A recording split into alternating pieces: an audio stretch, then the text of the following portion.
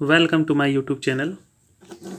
आज की इस क्लास में हम इस स्टोरी में आए एक एक इंग्लिश वर्ड का हिंदी करेंगे, ट्रांसलेट करके पूरी कहानी को हिंदी करेंगे। आसानी से आपको इंग्लिश का हिंदी करना सिखाएंगे।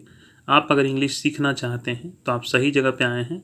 वीडियो में एंड तक बने रहिएगा और रोज़ वीडियो पाने के लिए चैनल को सब्सक्राइब कर लीजिएगा।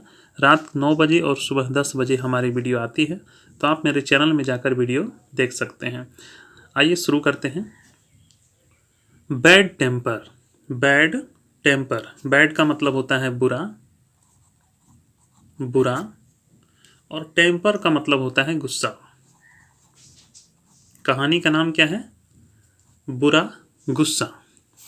There once was a little boy who had a bad temper. एक बार एक छोटा लड़का था। लिटल बॉय मतलब छोटा लड़का, छोटा लड़का था। वंस का मतलब एक बार एक छोटा लड़का था। Who had a bad temper, जिसका स्वभाव बहुत बुरा था, जिसका स्वभाव बहुत बुरा था। तो इसको स्वभाव भी आप कह सकते हैं, बुरा स्वभाव है ना, बुरा स्वभाव, जिसका स्वभाव बहुत बुरा था। His father gave him a bag of nails and told him that every time he lost his temper, he must hammer a nail into the back of the fence. आइए हिंदी करते हैं आप। His father gave him a bag of nails. उसके पिता ने उसे कीलों का एक थैला दिया। नेल्स का मतलब कील, कीलों का ये नेल्स, कीलों का एक थैला दिया।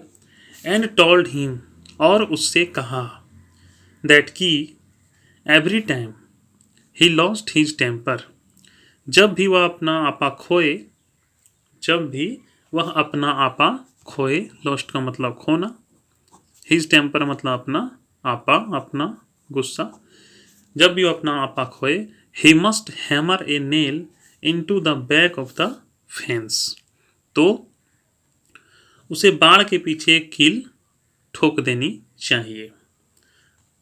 उसने, उसके पिताजी ने उससे कहा कि जब भी उसे गुस्सा आए तो उसे पीछे बाड़ में एक कील ठोक देनी चाहिए। The first day the boy had driven 37 nails into the fence. पहले दिन लड़के ने 37 कीलें बाग में ठोक दी। पहले ही दिन लड़के ने बाड़ में 37 कीलें ठोक दी। Over the next few weeks, over the next few weeks, अगले कुछ हफ्तों में, अगले कुछ हफ्तों में, as he learn to control his anger, जैसे जैसे उसने अपने गुस्से पर काबू करना सीख लिया। लर्न का मतलब सीख लिया, टू कंट्रोल काबू करने, काबू करने का, हिज एंगर अपने गुस्से का, अपने गुस्से को काबू करने का सीख लिया। The number of nails hammered daily gradually dwindled down, तो रोजाना ठोकने वाली कीलों की संख्या धीरे धीरे कम हो गई। ग्रेजुअली धीरे धीरे कम हो गई। He discovered it was easier to hold his temper. उसे पता लग गया, उसने पाया कि अपने गुस्से पर काबू पाना आसान है। He discovered, उसने पाया, it was easier, यह आसान है, to hold his temper, अपने गुस्से पर काबू पाना, than to drive those nails into the fence, बाड़ में कील ठोकने की अपेक्षा। तो उसने पाया कि बाड़ में कील ठोकने की अपेक्षा गुस्से पर काबू करना आसान है। फाइनली, अंत में, आखिरकार, फाइनली मतलब फाइनली आखिरकार, आखिरकार, द डे केम, वह दिन आया, when the boy didn't lose his temper at all, आखिरकार वह दिन आ ही गया जब लड़के ने बिल्कुल भी आपा नहीं खोया। लड़के ने बिल्कुल भी आपा नहीं खोया। ही टोल्ड हिज फादर, उसने अपने पिताजी से कहा, अबाउट इट, इसके बारे में। And the father suggested that, तब पिताजी ने सलाह दी, दैट की the boy now pull out one nail for each day that he was able to hold his temper. तब उसके पिता ने सलाह दी कि अब तुम एक एक नेल, एक कील रोज उखाड़ लेना, हटा लेना, जब तुम अपने गुस्से पर काबू कर लोगे। The days passed and the boy was finally able to tell his father that all the nails were gone. The days passed, दिन बीतते गए, and the boy was finally, लड़का आखिरकार, able to tell his father, अपने पिता को बोलने लायक हो गया, अपने पिता को बोल सका, that कि all the nails were gone, सभी कीलें खत्म हो गई है। nails were gone मतलब सभी कीलें खत्म हो गई थी। The father took his son by the hand, पिता ने अपने बेटे का हाथ पकड़ा, and led him to the fence, और उसे बाड़ की ओर ले गया। ही सेड, उसने कहा, यू हैव डन वेल, तुमने अच्छा किया मेरे बेटे, माई सन, मेरे बेटे, बट लुक, लेकिन देखो, at the holes in the fence, लेकिन बाढ़ में छेदों को देखो।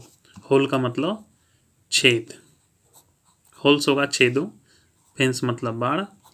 The fence will never be the same, बाढ़ कभी भी एक जैसी नहीं रहेगी।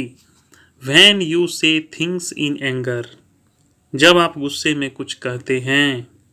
दे leave a scar just like this one, तो वैसे ही एक निशान छोड़ जाते हैं। दे लीव ए अस्कार, लीव मतलब छोड़ जाना, छोड़ना, अस्कार मतलब निशान।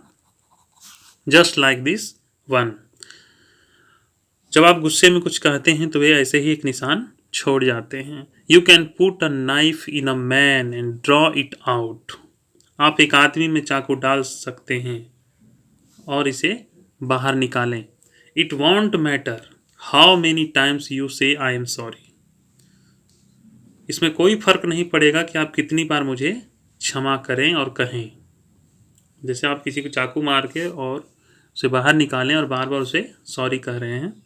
The wound is still there, घाव अभी भी है, वुंड का मतलब घाव।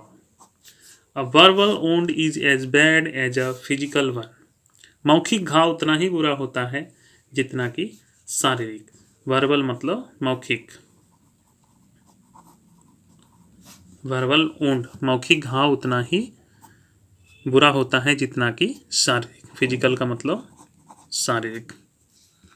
आशा करेंगे आपको कहानी पसंद आई होगी, आप अच्छे से समझ पाए। तो वीडियो को लाइक कर दीजिए, चैनल को सब्सक्राइब कर दीजिए और मेरे अगले वीडियो के लिए चैनल में बने रहिए। तब तक के लिए धन्यवाद। जय हिंद।